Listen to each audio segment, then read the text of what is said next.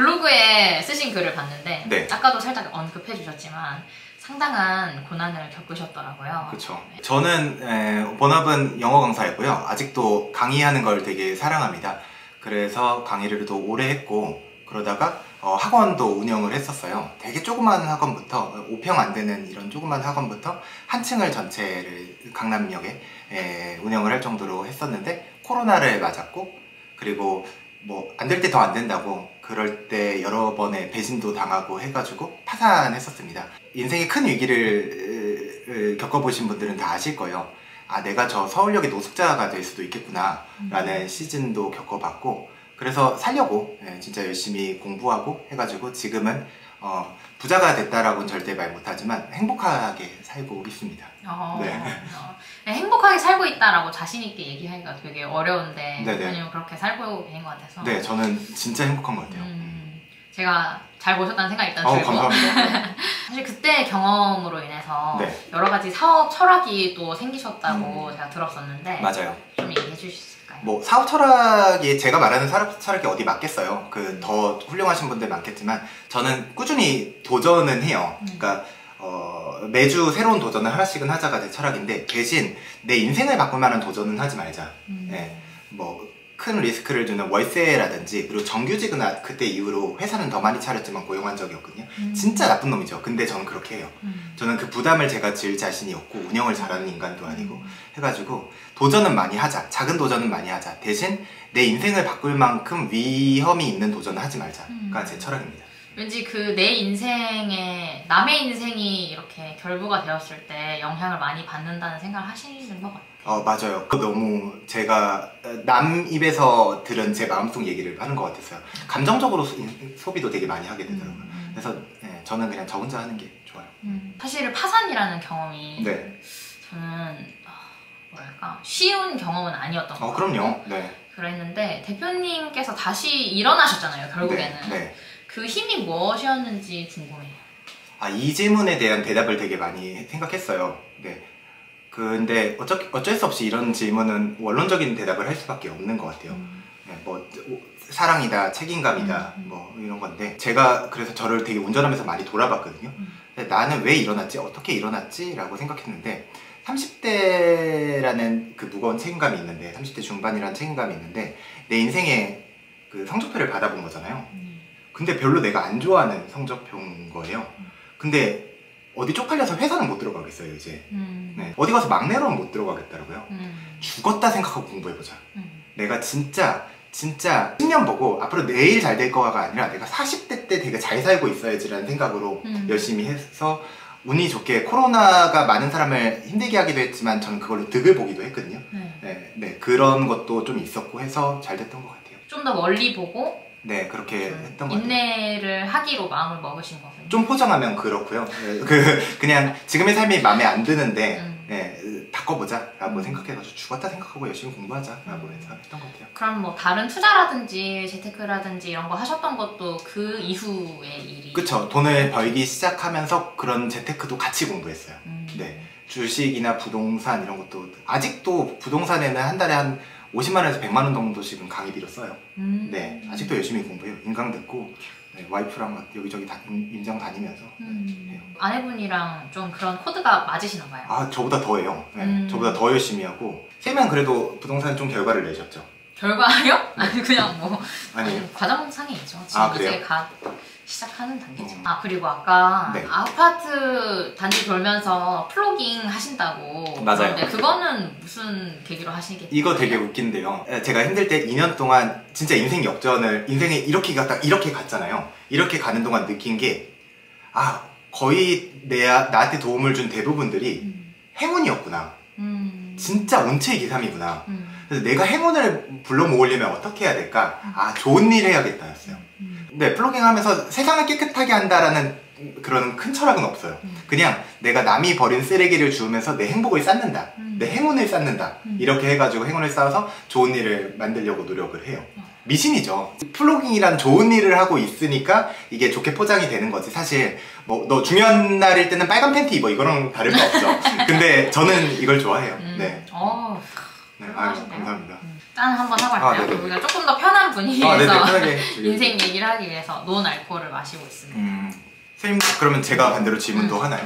그렇게 해볼까요? 맘대로 해주세요. 알겠습니다. 뭐 어떻게 하면 되겠죠? 네, 알겠습니다.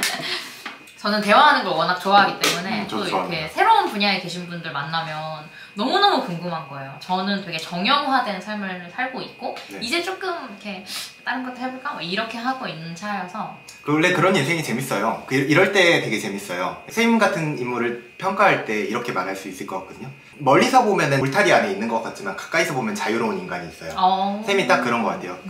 되게 울타리 안에 딱 규칙적으로 살아있는 것 같지만 대신 그 안에서 되게 자유롭게 행동하고 싶어하는 사람, 그런 사람이 있는데 괜찮아요. 뭐 어때요?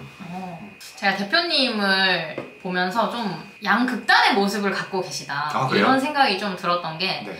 굉장히 남을 돕고 싶어 하시면서도 또 막 엄청 엮이고 싶진 않아요. 이런 생각을 하시는 것 같다는 느낌을 받았거든요. 그럼에도 불구하고 남을 돕고 싶어 하는 마음이 계속 있으신 것 같아요. 뭐 컨설팅이라든지 아니면 뭐 미래의 꿈이라든지 그런 거에 대해서 좀 제가 그런 인상을 받았거든요. 일단 그 평가는 꽤 저를 잘 아는 사람들이 저를 내릴 때 하는 평가는 맞는 것 같아요. 근데 하나만 짚고 가면 컨설팅은 그들을 돕겠다는 의지보다 제 수익을 위한 게 그래요? 네, 그거는 뭐 여러분을 위한 거예요라고 하지 말하고 싶진 않고요. 근데 제 와이프가 이렇게 저를 하더라고요. 모두에게 대문은 열어주지만 안방문은 절대 안 열어준다 이라고 저를 평가하더라고요. 근데 맞아요. 다 친절해 보이지만 그래도 진짜 진솔하기까지는 시간이 좀 걸리는 사람인 건 맞는 것 같아요. 저는 사람 자체는 그런 것 같은데 이게 그쵸, 제 인생에서 어떤 영향을 미치는지 모르겠어요. 저랑 이런 면에서도 다른 것 같아요. 아니요, 저는 비슷한데요? 비슷한 것 같아요. 저도 안방문은 모두에게 열려있지만 당연하죠. 어. 누구에게나 그런 면모가 아마 있을 거고 저도 당연히 그런 게 있을 거고. 우리 같은 사람들의 가장 못하는 게 사회생활이에요. 회사 같은 데서 공개적인 자리에서 비난을 받아도 하하 웃고 마는 성향들이 그거는 있어요. 맞아요. 네, 근데 그때 그냥 덮어놓고 그 자리에서 욕할 수 있어야 되는데 그게 우리는 안 돼요. 그게 네. 사회생활을 잘하는 거라면 굉장히 네. 못하고 있죠. 그래요? 근데 뭐 그런 것 같아요. 감정 소비가 큰 것 같아요.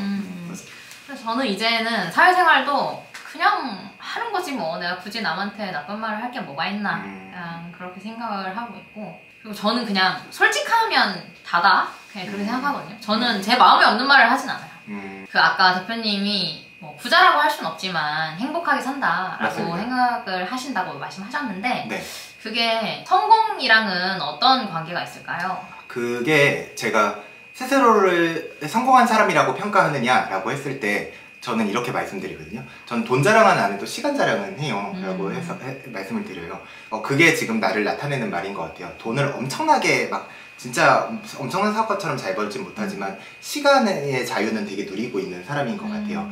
그런 면에서 나는 가족들 혹은 사랑하는 사람들과 시간을 많이 보내는 게 내 차가 좋고 내 집이 좋은 것보다 더 카타르시스, 만족감을 느끼는 사람이구나를 느껴서 시간적인 자유를 느끼고 있다는 점에서 저는 성공한 사람이라고 생각을 해요. 네. 사실 지금까지 뭔가 경제적 자유라는 개념이 굉장히 대유행을 맞아요. 했었잖아요. 이제 그게 한풀 꺾이면 혹시 대표님처럼 시간적 자유를 갔으면 누리는 좋겠네요. 사람이야 네. 이렇게 되지 않을까라는 생각이 그러게요. 갑자기 드네요. 그래서 경제적 자유는 아직도 뭔지 모르겠어요. 네, 아직 뭔지 모르겠고 얼마나 벌어야 되는 건지도 모르겠고 제가 이것도 별개의 얘기지만 진짜 힘들 때 막 과외 다니면서 사람들한테 저 1억 모아볼 거예요. 열심히 해볼 거예요. 괜히 말하고 다니잖아요. 말할 때 다들 응원해 줬었어요. 네, 그래서 결국 1억을 모았거든요. 한 7개월 걸렸나? 1억을 모았어요. 그래가지고 저 이렇게 모았어요. 또 그것도 까불고 다녔어요. 그랬더니 그때 사람들의 눈빛이 전 아직도 기억나요. 그때 응원했던 사람들이 저보고 그러더라고요. 야, 한국에서 1억 아무것도 아니야. 그렇게 변하고 축하해줘. 왜 그래? 성격이 왜 그러냐? 1억으로 아파트 한 대도 못 사. 야, 10억도 안 돼. 이런 식으로 어쩌라고. 시작하더라고요. 그래서 경제적이란 거는 내가 아무리 모아도 비난받을 수밖에 없고 그쵸. 진짜 빌 게이츠처럼 모으지 않는 이상 이 돈에 대한 나의 경제적 평가는 어떻게 될지 모르는 거라고 생각해서요. 내 스스로의 만족을 따지자면 저는 사랑하는 사람과 보내는 시간 그리고 이렇게 흥미진진한 시간을 가질 때 더 만족을 느끼는 사람인 것 같아요. 네. 배가 불렀나 봐요. 어쨌든 그게 저는 행복이라고 생각해요. 배가 부르면 좋죠. 제가 성인이 돼서 느끼는 게 뭐냐면 이 사람의 현재 그 모습이 완성된 상태도 또는 그 사람의 노력이 종료된 상태를 보고 있는 건 아니겠구나라는 거를 많이 깨닫거든요. 그래서 대표님도 뭔가 그런 과정상에 있으신 것 같아요. 그래서 이 이후에 뭔가 더 이루고 싶은 꿈이 있으신지 궁금합니다. 맞습니다. 그 질문을 하는 과정이 너무 재밌었어요. 이 사람이 완성된 상태가 아니라는 게 너무 재밌었는데요. 제 인생에 경력자가 누가 있겠어요? 저밖에 없지. 그래서 제 미래가 어떻게 될지 모르고 또 방금 전에 했던 말과 상치될 수도 있겠다고 생각하는데 시간적인 자유는 계속 누리고 싶고요. 그리고 좀 더 좋은 집에서 살고 싶어요. 네, 그게 좀 상치될 수는 있겠지만 행복과 건강은 계속 유지하면서 조금 더 잘 보이고 싶어요.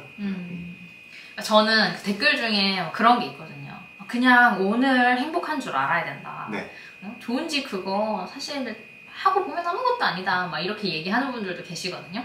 그런 댓글 보면 어떻게 생각하실 것 같으세요? 저는 존중합니다. 진심으로 존중해요. 저는 재테크에 관심이 많고 돈에 관심이 많은 사람이고 우리 지난 몇 년간 패러다임이 재테크를 해야 되는 거고 주식을 해야 되는 거고 집 투자를 해야 되는 거라고 하지만 그 전에 패러다임은 또 워라벨이었거든요.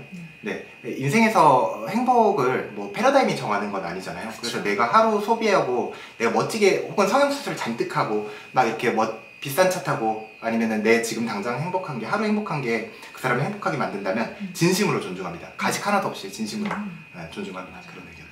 저도 존중합니다. 다만 저는 맞아요. 뭔가 새로운 도전을 해나가고 싶고 네. 뭔가 좋은 집에도 살아보고 가고 싶고 네네. 그런 건 거죠. 저도 대동소이해요. 근데 그런 철학을 가진 분을 존중합니다. 그쵸. 네. 그러니까 서로 존중을 하면 되는지 않을까? 욕해요.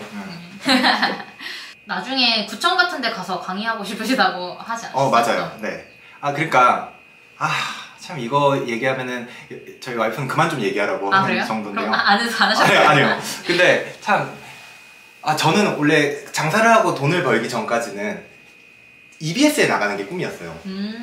진짜 강의가 너무 좋았고 워낙 가끔 우리 가난 배틀 같은 거 하잖아요.